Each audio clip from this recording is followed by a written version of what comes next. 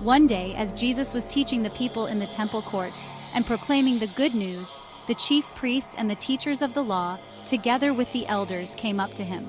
They said, "Tell us by what authority you are doing these things. Who gave you this authority?" He replied, "I will also ask you a question.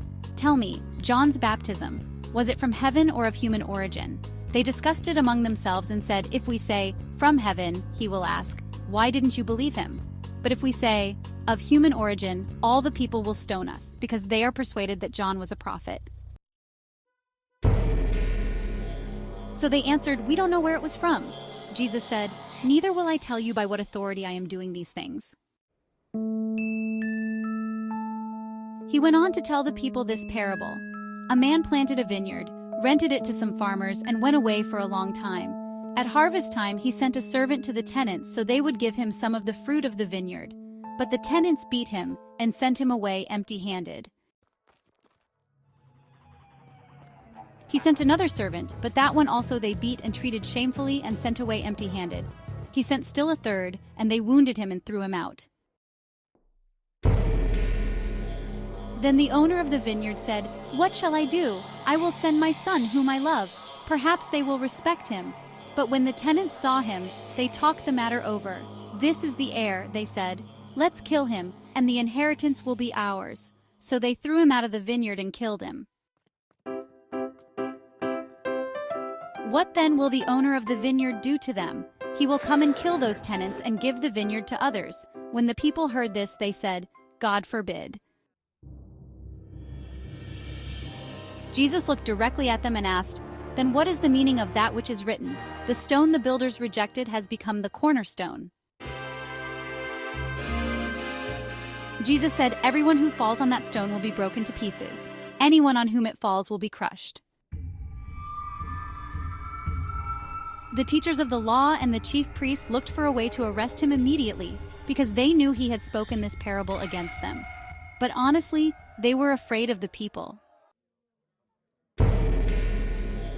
Keeping a close watch on him, they sent spies who pretended to be sincere. They hoped to catch Jesus in something he said, so that they might hand him over to the power and authority of the governor. So the spies questioned him. "Teacher, we know that you speak and teach what is right, and that you do not show partiality but teach the way of God in accordance with the truth. Is it right for us to pay taxes to Caesar or not?" He saw through their duplicity and said to them, "Show me a denarius, whose image and inscription are on it." And they replied, "Caesar's." He said to them, "Then give back to Caesar what is Caesar's, and to God what is God's." They were unable to trap him in what he had said there in public, and honestly, astonished by his answer, they became silent. Some of the Sadducees, who say there is no resurrection, came to Jesus with a question. "Teacher," they said, "Moses wrote for us that if a man's brother dies and leaves a wife but no children, the man must marry the widow and raise up offspring for his brother. Now there were 7 brothers. The first one married a woman and died childless. The second and then the third married her, and in the same way the 7 died, leaving no children. Finally, the woman died too. Now then, at the resurrection, whose wife will she be, since the 7 were married to her?" Jesus replied, "The people of this age marry and are given in marriage, but those who are considered worthy of taking part in the age to come and in the resurrection from the dead will neither marry nor be given in marriage, and they can no longer die, for they are like the angels. They are God's children, since they are children of the resurrection.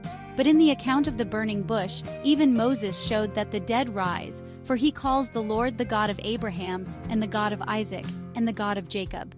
He is not the God of the dead, but of the living, for to him all are alive." Some of the teachers of the law responded, "Well said, teacher." Then Jesus said to them, "Why is it said that the Messiah is the son of David? David himself declares in the book of Psalms, 'The Lord said to my Lord, sit at my right hand until I make your enemies a footstool for your feet.' David calls him Lord. How then can he be his son?"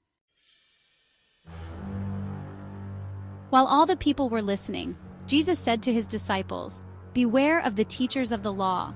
They like to walk around in flowing robes and love to be greeted with respect in the marketplaces, and have the most important seats in the synagogues and the places of honor at banquets.